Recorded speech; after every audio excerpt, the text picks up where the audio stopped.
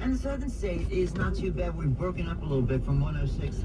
All right, we're documenting history, ladies and gentlemen, for future generations. 92.3 FM. Life's rewarding, especially with Flushing Bank's complete cash rewards.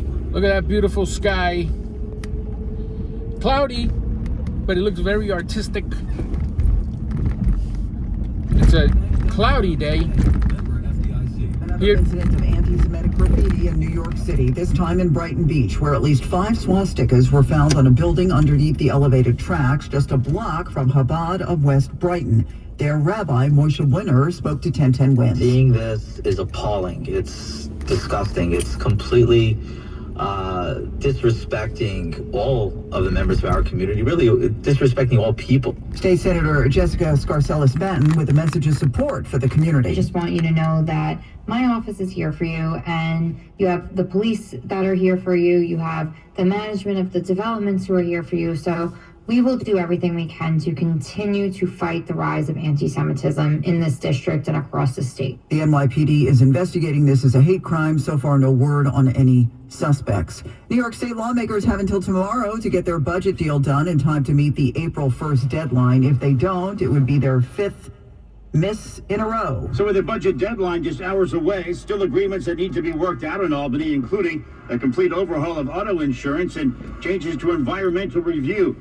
Manhattan State Assemblyman Keith Powers says it's going to take some time. Well, you have the Assembly, the Senate, and the Governor. We are, like other years, still continuing to negotiate on a number of topics. And because it's a three-party conversation, you really have to get all sides together on an agreement. And he tells 1010 Wins getting New York City's budget on track, of course, is a huge factor here. This mayor trying to better reflect what the real finances are than rather than playing games, which I think is commendable. But it does leave us in a position of having to now fix what those gaps are. Again, the budget deadline clock is ticking. Glenn Schuck, 1010 Wins, 92.3 FM. Dozens of union workers rallied outside City Hall Monday, their demand for the city to fully fund the Department of Consumer and Worker Protection. While on the campaign trail, Zohran Mamdani said he would double the agency's budget. Due to the city's budget woes, the now mayor has proposed an 8% cut.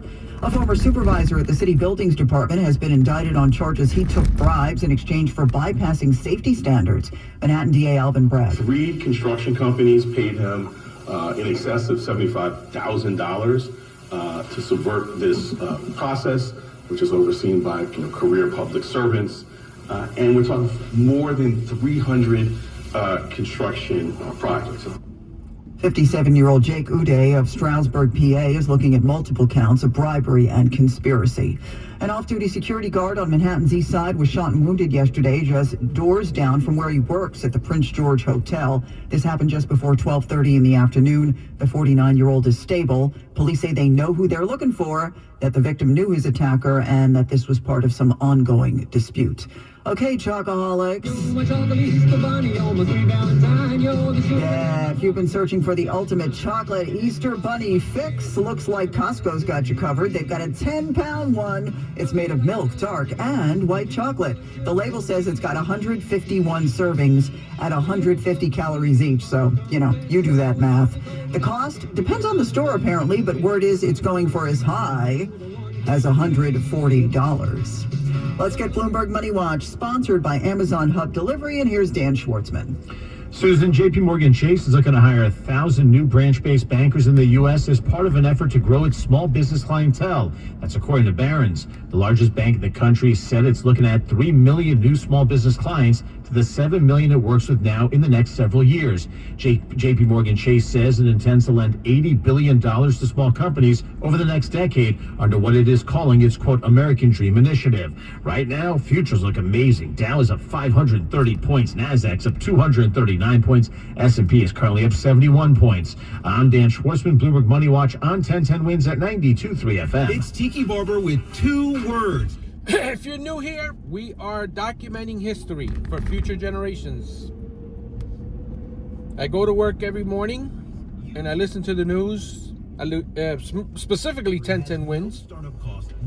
And I decided long ago that I'm going to record the daily snippets for future generations to look back and enjoy.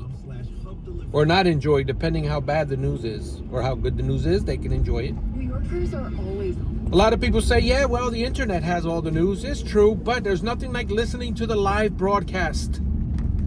And you'd see the actual styles of the cars around you as you're driving. The Let Them Build agenda will fix that. It's like a time capsule. Just the red tape that makes housing less affordable. You deserve a New York that doesn't slow you down. And a lot of these local news stories are going to be lost to national internet news outlets. Parrish and McGarry. Some important developments. A lot of stuff happens in the New York metropolitan area that people from around here may have even forgotten. There's certain stories, certain local stories in local neighborhoods.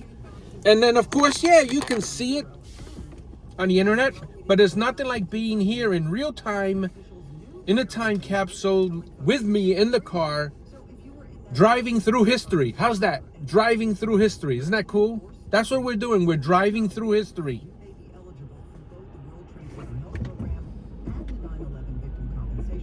At least here in the Northeast and the New York metropolitan area, anyway. Imagine if every state did this. People in every state, as they drive to work, listen to the news. You can go to any state on YouTube and see what was going on in that state. So contact Parrish and McGarry today. They're at 9. It's all about preserving our history, folks. Awards.com. Parrish and McGarry. I'll give you a, for instance, the Little House on the Prairie books, right? On the internet, we have a lot of news about the pioneers, but when you're listening, when you're reading the Little House books, it's almost like you're there reading the day-to-day occurrences in those time eras. You don't get that on the internet in the history books. And through hard work is now North America's most trusted. You get some, but not to the detail that the Little House on the Prairie books had. Also, there's other pioneers who wrote manuscripts. Company is still in a basement office. All that stuff, if Laura Ingalls would not have written those books, all those incidences, all that stuff would be lost to history. Because all you get is the national, you see stuff on the internet, but it's not like being there, like when you're reading the books. For you, Redfin agents close twice as many deals as other agents. So when you find a home you love, you're not a step behind when it's time to make an offer. That means less watching great homes disappear. And we're waiting for the 7:30 headlines. Redfin helps turn saved listings. You can tell how early or late I am going to work by where I am during the specific headlines. Like the 7:20, the 7:30, and the 7:40. When's news time? 7:30. And a very good Tuesday morning. I'm Scott Stanford. Look at us. We're already at Tuesday. Countdown is on. Can you feel it?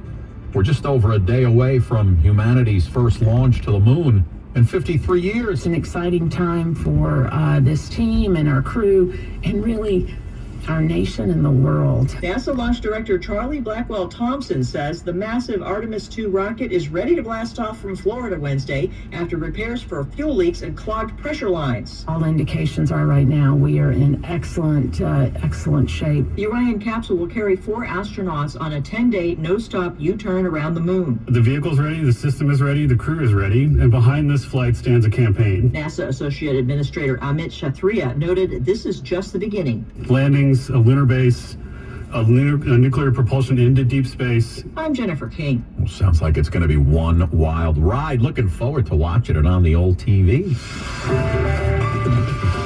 When news time 7:31. Speaking of wild rides, how we looking on the roads, Karen Stewart?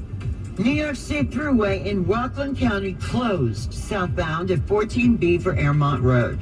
There's an accident there. They shut the entire New York State Thruway down. We've had callers in to the 1010 Winds traffic tip line about this, including Yahash, who called in this report. Your alternate here is Route 59, and keep it locked to 1010 Winds, because we've got traffic every 10 minutes on the ones, and we will keep you updated on this full closure again on the southbound New York State Thruway at 14B.